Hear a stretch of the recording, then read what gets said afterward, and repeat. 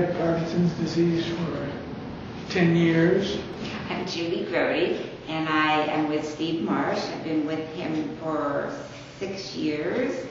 And when I met him, he was in the beginnings of Parkinson's, and he had told me about it, and I said, that's fine. Hi, my name is Pat. I am 60 years old. I was diagnosed with Parkinson's since 2006. Do what? What's your name? No problem. And you have? Parkinson. My name is Jeannie McKay. I have Parkinson's. I'm Betty Stillwell, and my daughter-in-law Nancy has been diagnosed with Parkinson's for about the last year. Okay, my name is Raymond Gonzalez, and I've had Parkinson's for 20 years. Hi, my name is Kay, and Ray has had Parkinson's disease for 20 years, like he said. We feel very blessed that he's done so well for so long. I'm Ray Demery, and I'm 75 years old, and I have Parkinson's. I was diagnosed 3 years ago with Parkinson's. I'm Vivian Price, and I have multiple sclerosis. I do not have Parkinson's. I have a lot of the same symptoms, but not all the same. My name is Craig Connors. I have Dystonia. I don't have Parkinson's disease. And I've had it, as far as I know, since I was a kid, so it's caused me a lot of problems in my life. My name is Sharon, and this is my service dog, Echo. I have dystonia. I don't have Parkinson's. Parkinson's people often get dystonia from the drugs they take. I skipped all that. I just went right to dystonia.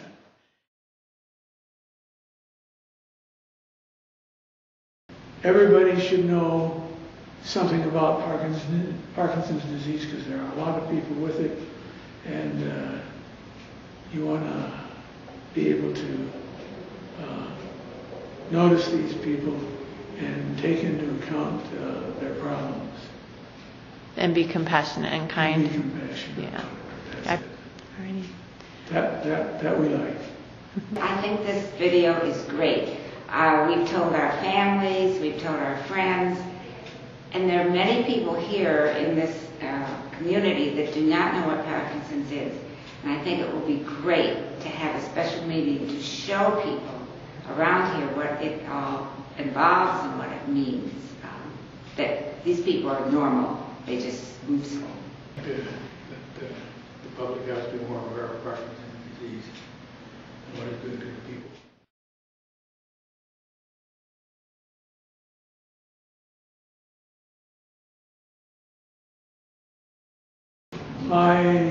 My impression with the disease is that it slowly takes away your ability to function and to do things.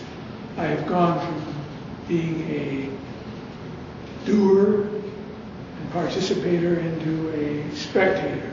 The tremors that occur, the slowness and rigidity that you get, make it very difficult to get around, and I try and fall all the time. I require some kind of aid when I'm standing. I can walk all right, but standing still I want to fall. He's just gotten a little slower, more weak, but he's still got, he's got positive attitude and he's ready to go. In the evenings when he's tired, he'll start to shake. He's doing a lot more shuffling while walking. I think he's going to fall anytime. His throat is tightening up. That is one of his biggest fears, is maybe dying through choking. It has been very difficult on myself and my husband.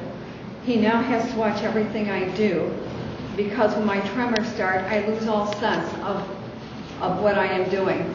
For example, when I'm cleaning off the dining room table, I'll put the dirty dishes in the refrigerator instead of the sink. Also, we can no longer fly because I get esophageal spasms, which are a part of Parkinson's. The symptoms and the pain is just like a heart attack. It gives the flight attendants a lot of problems, but we're able to land real soon because they think it's a heart attack. I can't get around hardly. My balance is terrible.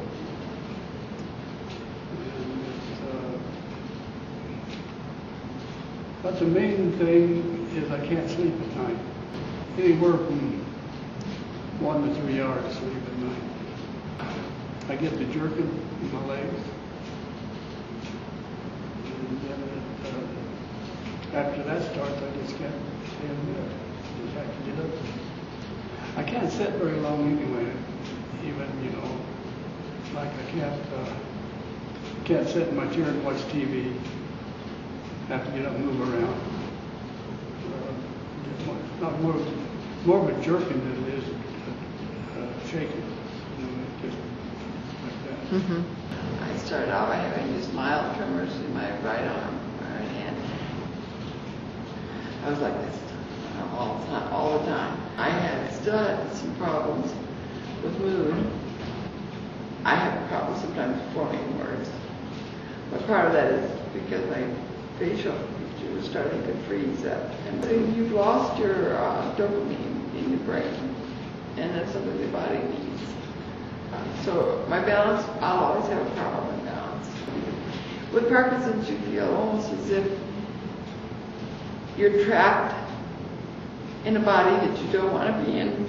I think she has now said that she feels, she was diagnosed about a year ago, but feels that she now feels like she had it for quite a while before that. I think she had different symptoms. She has stiffness in her left side, and she was wondering if that might have contributed to it and been, there for quite a while.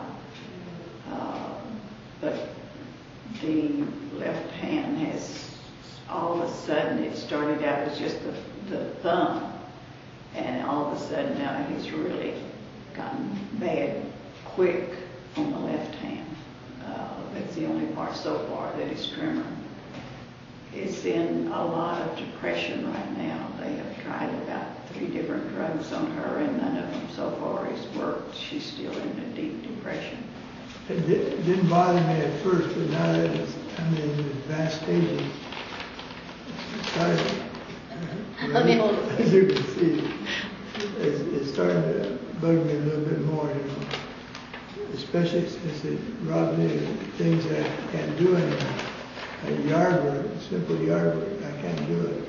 And I get so tired that it's robbed me of playing golf more than I do. I still play golf. But my guitar is very poor now. I don't have the coordination anymore to record and pick. I still do, but not as good as I used to.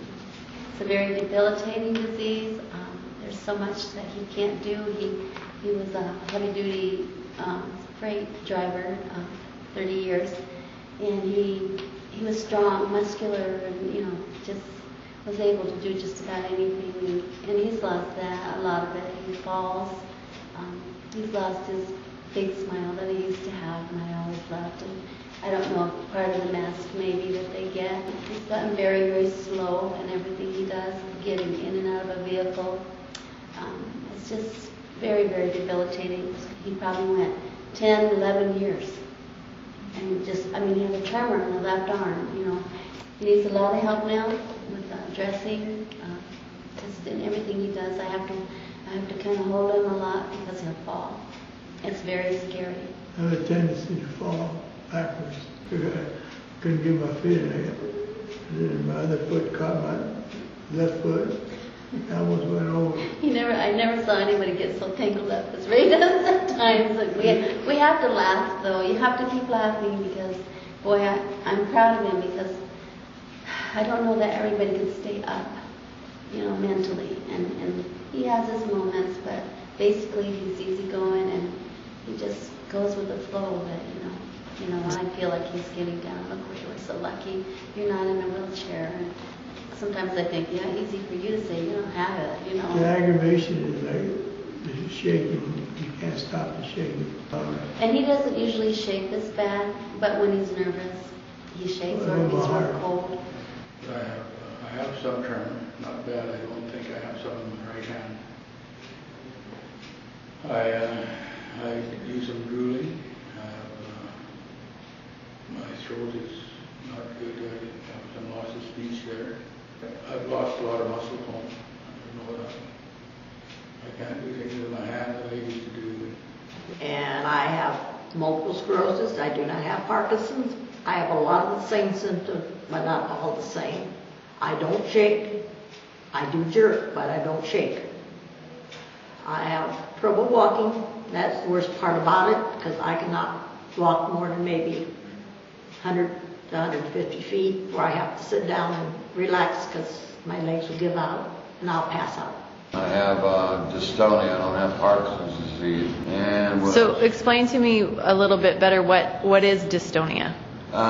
What does it mean to you to have dystonia? Well, it interrupts your life. Like if you know, everybody gets a little nervous when they do different things, but sometimes it gets so bad, I'm shaking so bad I can hardly move and stuff. I mean, you know, when you try to sign your name, you can't even read it. And I'm still able to walk and everything, more or less. I fall down sometimes, you know. But as far as I'm working on things, I'm trying to get a screwdriver or something, I'm shaking all over the place. And then other times it causes neck pain.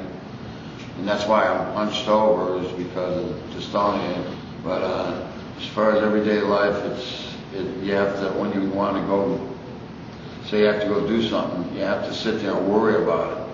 Because you don't want to end up shaking and all that kind of stuff, you know. You know, I was self-conscious when I was a kid because I hunched over, and I was afraid, and it makes you fearful of doing anything, you know. I wasn't good in school because, you know, I just couldn't write things down well, you know, and, you know, it affects you in that kind of way. And even now that I'm more used to it and I'm older, it still bothers me sometimes, you know. I mean, I have what I consider, because I've seen a lot of people with dystonia, a milder case than they do, because it's all different, you know. Yeah. So I'm kind of lucky in that respect, you know, but it's affected my whole life. I have dystonia. I don't have Parkinson's. Parkinson's people often get dystonia from the drugs they take, and there's a lot of similarities between dystonia and Parkinson's. You get the freezes. You get to where you can't walk right. It can be a real hassle sometimes. At the beginning, I would shake so bad I couldn't move. Or I remember when I used to work around 3 o'clock, I would start to shake so bad I couldn't hold a pencil. So it would start out in public, and I used to be very embarrassed about that. Everything you do, you have to watch what you're doing, because if you stretch out too far or reach for something too high, you'll start to shake, and it hurts. And it's a twisting, grabbing motion, and it can be very, very painful. I don't shake as much as I used to. With my first service dog, she was with me all the time, and she kept me from walking into things, because with my dystonia, I usually look up that way, and it's hard not to walk into things. That's just the type of cervical dystonia I have. There's 4 different kinds. There's one where you're looking down, or you're looking left, or you're looking right, or your head's back like this, which would be awful. I'm not ashamed of it anymore. If I start to shake, well, I start to shake. Now, the worst thing is that when you freeze and you can't move it, it's like, oh, well, what do I do now? I think the worst thing is when it starts, when people are around that don't know you, and they'll say, what'd I do? What'd I do? They just don't understand. No. And in a situation like that, do you just let them know I have dystonia? Sometimes I just look at them and kind of chuckle.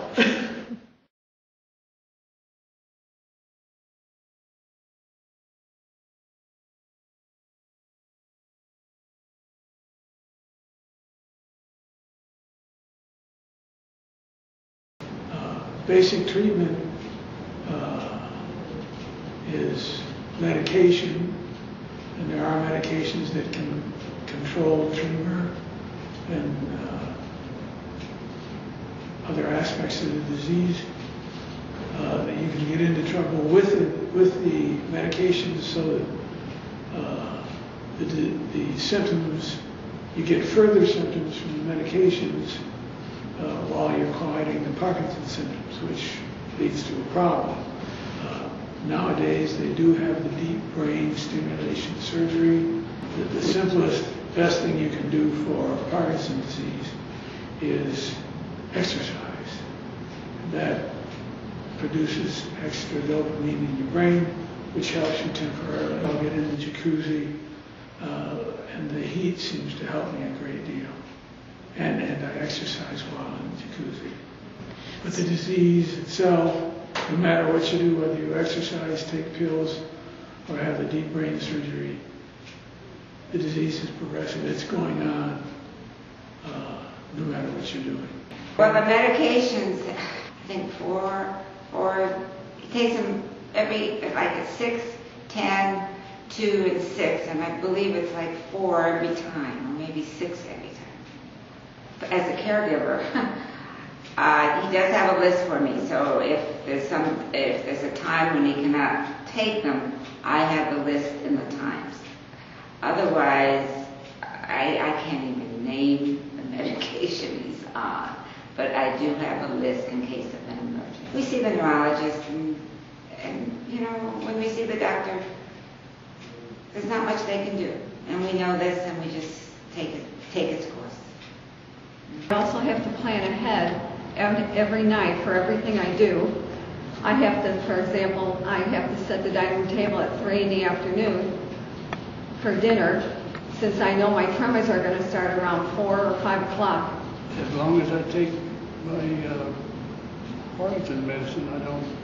But if I don't take it, then I start getting not more of a jerking than it is shaking.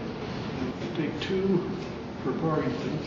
It's that carbo-levodopa, and then I take Robenol. Keep busy. You want to exercise.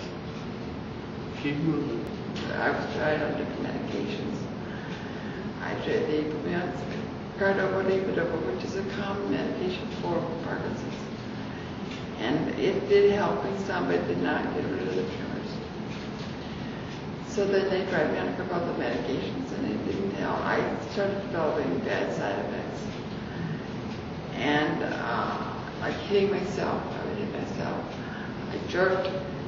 And so the doctor told me there was no way I could take that. So then finally, she said I really can't take the DBS, deep brain stimulator, which I had put in about 4 months later, the deep brain stimulator, which has control of my tremors. It has control of my tremors. And how bad did you tremor before that? I was like this all the time. And I am now, when they turn the deep brain stimulator off on me, I immediately went to the shades. I tremor like that. And my legs are now starting to do the same thing. So it does completely control the tremors. However, medication would not control my tremors at all. So I wound up on with the deep brain stimulator, and I would do it again in a heartbeat. Because it changed my life. It made me be able to function fairly normal. It does have an effect on my speech. So anything that helps me, I'm willing to do. And like I said, the deep brain stimulator was a lifesaver for me. I can maintain a fairly normal life now because I can drive. I can go to the grocery store. I can do whatever I want to do. And they have not started my daughter-in-law on any drugs yet. It's been a year now. But as of right now, they still have not put her on anything yet. And I'm sure that will probably be the next step that they will do. So we're going to be dealing with that also. And tries to exercise as much as she can. And going from there. When Ray first got Parkinson's disease, I researched for hours on end because I knew nothing about Parkinson's.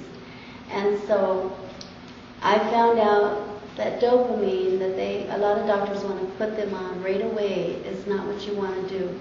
And I want what's best for my husband. So we went to the Oregon Research Center in Portland and talked to, they specialize in movement disorders, Parkinson's disease, and all of that, anything to do with the brain. And so we were there for quite a while. I at length talked to him, and he said, no, he does not need to be on dopamine yet.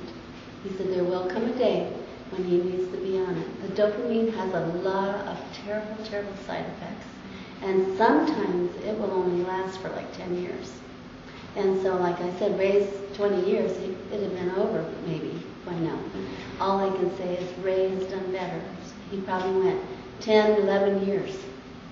And he had a tremor in the left arm, you know. And then when my mom was dying, he was under a lot of stress because we were with her all the time. And then I noticed it went to the left side. And it wasn't too long after that he went on the dopamine. And I still see those side effects that he talked about. I do think he needs to have it now because Parkinson's is different for every person. And, you look at one person and they can be really, really bad. We don't know why. And then another person does better.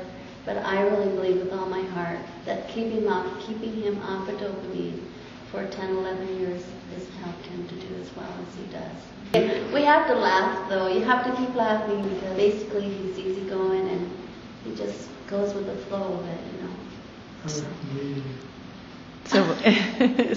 You're a comedian for sure. So in the long run, laughter is one of the best medicines. I do believe that. I've actually heard that before a couple times. Yeah, it is. I think I'm on 4 pills a day of, I don't know what they call it, it's a little yellow capsule or a little yellow pill. And that's all the medication I'm on. Now when I get back and I'll be going home in April, back to Canada, and when I get back there, you're going to do CAT scan on my head, so you can find out more than that. But the exercise is very important, and there are special exercises for Parkinson's, I understand. I don't take medicine, so I do not have any side effects, as all the medicine that they gave me for the multiple sclerosis makes it so it's worse, so I makes it not to take anything. There is medicine that does work on some people. Take it. It's expensive, $1,700 a month. Wow. But it does help them. It didn't help me, but it could help other people. Keep weight off and exercise and eat properly. The doctor says just to sit and move my arms around and move my legs around so I don't get blood clots in them. But that's all I can do. People can walk in the pool, of course. In the wintertime you can. So there's exercise in the pool that you can do, like even just walking back and forth as the water holds you up. I had the deep brain stimulation. It's more about dystonia and Parkinson's.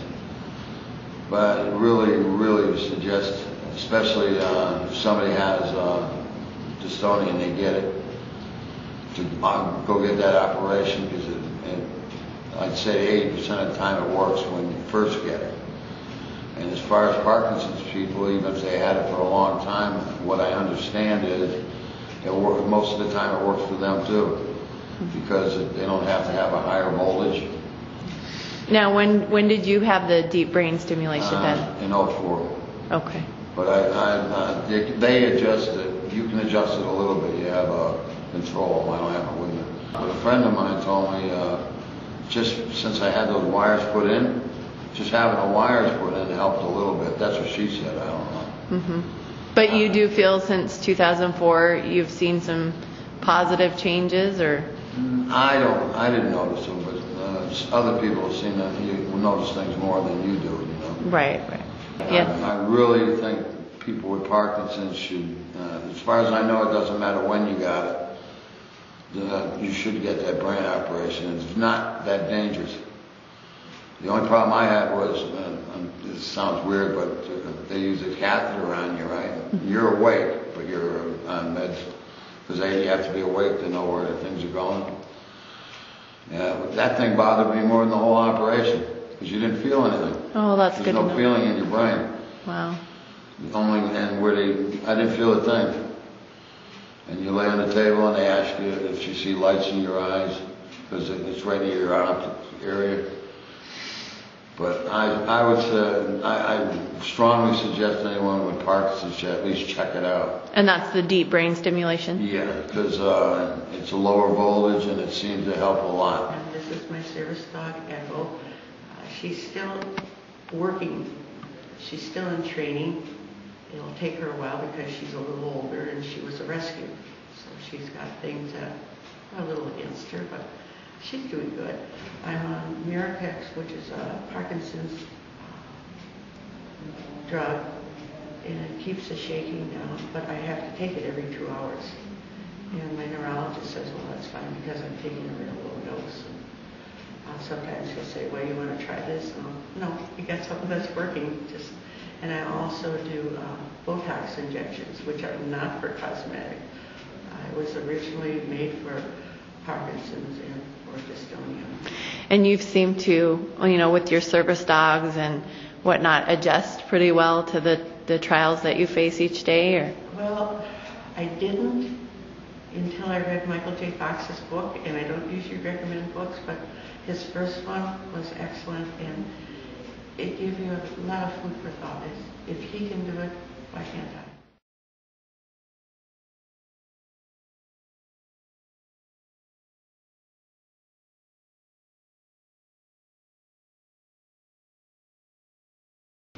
Join a support group, find out as absolutely much as you can about the disease so that you understand about it, because most people don't know about it.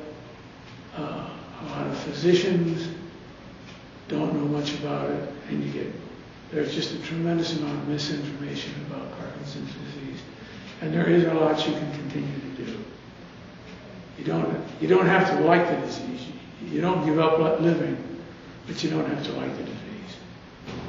You can function with this disease, but it gets slower and more difficult to function as you go along. We laugh and we poke fun at one another, like we make our martinis shaken, not stirred. And if they would hire us on dairy farms, we could probably increase milk production. We can tease one another. We don't let strangers come tease us, right. But we tease one another about what we can and can't do. And even the name of your support group, Pahrump Valley Movers and Shakers, that in and of itself kind of was poking a little fun at how to identify us. As a caregiver, go to the doctor's appointments with the patient. Read up on any information that you can on Parkinson's. It's very, very interesting. A lot I didn't know about. Many people don't know. One of the first things he said to me, he said, if I'm holding like the telephone and the phone happens to be for you, he told me, do not grab anything out of my hand fast because he's slow to respond and opening his hand. So that was one of the first things he's told me, and it was very enlightening. He is also, if I am talking fast and I'm asking him a question and I get a little impatient, why don't you answer? He said, remember, I'm slow to respond. And so this I have to realize too, that you cannot respond that fast. Being a caregiver, you just do have to have patience. And you have to laugh. Steve, he's a great laugh. He loves to laugh, and he's a humor. He's got great humor, and this is what you have to have. Be humorous back, and just take life easy, because it can't be serious. The main thing is, you've got it. Don't sit and worry about it. Just get out and do as much as you can, and just keep on doing what you've been doing all your life. Make the best of it. Yeah, don't give up. Keep busy. Don't sit down. A lot of doctors, when you get Parkinson, they tell you to take it easy. Just sit down and relax. But you don't want to do that. You want to exercise. Keep moving.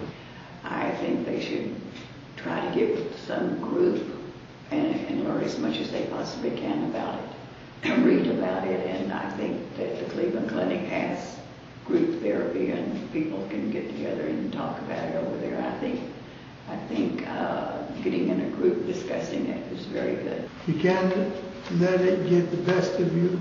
If you let it get the best of you, you're lost. You just can't do it. Don't let the Parkinson's get hold of you, because if it does, you're going to give up. And you don't want to give up. But the exercise is very important. And, No, just keep going. The worst thing you do is give up. Life is worth living even if you can't do what you like to do. Not take yourself so seriously. Because with this, you can't. If you don't laugh at yourself, who's going to?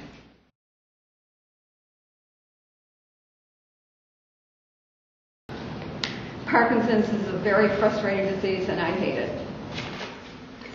It sucks. Parkinson's does, I tell you.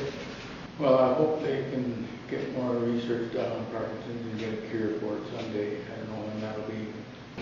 Don't get it.